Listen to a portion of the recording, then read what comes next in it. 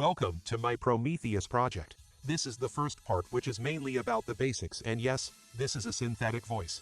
The goal is to build a 1:1400 scale model of a certain Nebula Class starship from Star Trek, but not somehow.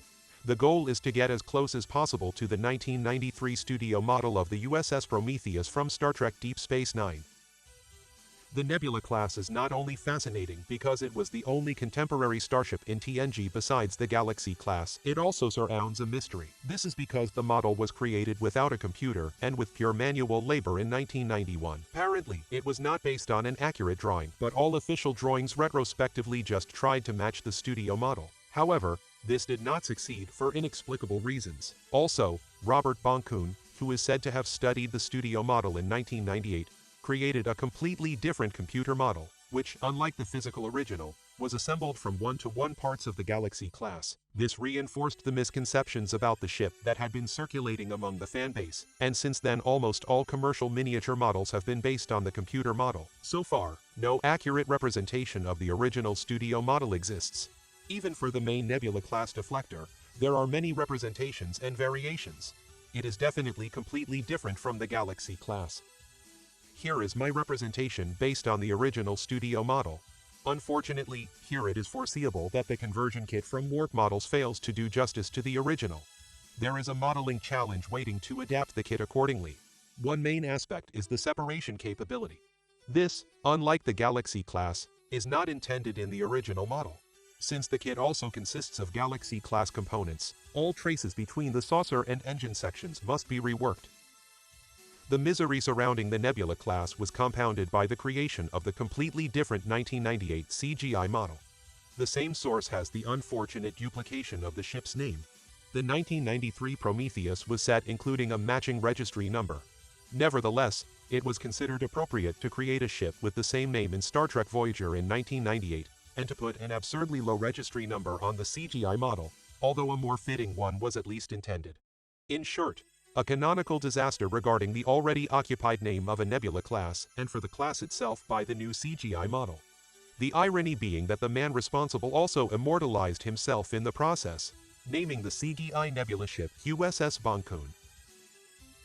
The studio model, although comparatively little footage was made of it, has an interesting history and went through a series of minor adjustments from 1991 to 1993 until it became the Prometheus. Better known is the final iteration of the physical model a year later for use as the USS Farragut in Star Trek Generations, for which the model was completely retextured. Here are the known shots of the Prometheus from the Star Trek Deep Space Nine episode Second Sight. For a so-called character-building episode about relationships, obligations, and love, a lot of footage of the ship was created, especially compared to the previous guest appearances of the Nebula class. Even for episodes on space combats involving the ship, footage was generally rare. But in this case, many and also from the viewing angle unique scenes were created for this episode. Interesting fact, the red illumination of the impulse engines of the Nebula class studio model was basically omitted, so that without studying the plans, the position of the engines is not obvious to the viewer. But now to the model construction. There is no official model from AMT Ertl. Probably for licensing reasons, only conversion kits from third-party manufacturers existed. This means for the base you need a model of the Galaxy class. Which leads us again to the original problem, that the original ship was handmade and not built from Galaxy class parts, and therefore cannot be authentic. Apart from that, these kits are rare today, and therefore very expensive. I bought an improperly built scrap model on eBay, of which, as it turned out, you actually only need the top and bottom of the warp nutshell and the roll-up door of the main hangar. Everything else comes from third-party manufacturers and has to be imported. And that with outrageous shipping and customs fees. From Lakemonster in the USA there is an upgrade set intended for the lighting conversion of the Galaxy class with colored parts for the warp nutshells and a transparent main bridge. From JD Graphics in the USA, the matching decals for the class and ship name. Things get really crazy when it comes to the cost of the components from the British company warp models. There, the conversion kit and the custom saucer section call for about €86 each, on top of €90 for shipping and customs. So, without further working materials we are already at about €380. Here are all parts spread out. It is noticeable that the parts from warp models are made of different colored plastic. As far as I know, it should be epoxy resin. As you can see, the parts need an intensive rework, because everywhere are sprues and casting residues.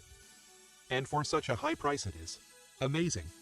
The transparent parts from Lakemonster, on the other hand, are flawless.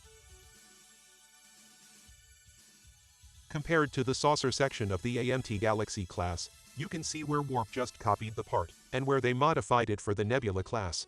While the plate pattern is raised in the original, it is recessed in the two outermost segment rows of the Warp part, and not even accurately executed. Besides the extreme casting residues on the sensor band, you can see here where again an element from the original Galaxy class kit was used. This is again the unspeakable parting line for the separation of the saucer section. On the underside, a much better job. You can see the reduced number of recessed windows of the Nebula class and no traces of the Galaxy original, except for the machine section attachment neck provided for the separation on the Galaxy class. This type of evidence of a separation capability should no longer be apparent in the result on my model. Also, unlike the Galaxy class, the Nebula class sensor ribbon runs nearly uninterrupted around the entire saucer section and is not interrupted by this neck piece. Although there seems to be a hangar door in the mold, you have to use the door from the AMT kit. Here is a preview how it may look like when all parts are assembled. But first, all epoxy parts should be cleaned with warm soapy water according to the instructions. I haven't built anything for ages, so I follow the instructions and wash all parts. I tested it with the unneeded Galaxy class neck section, which you only need if you didn't buy the special saucer section from Warp models. The finish seemed slightly off, but I admit that may be imagination. Note, if you drop one of these parts it breaks very easily. Luckily, I don't need it. And now all other parts into the bath.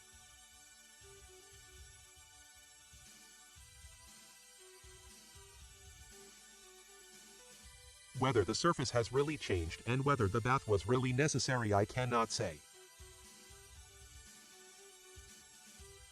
The first real challenge is to get the decals off the old parts. The bath was completely unsuccessful, and the sticker remover brought results but actually made the plastic very soft and susceptible to scratches. I'll have to do it again.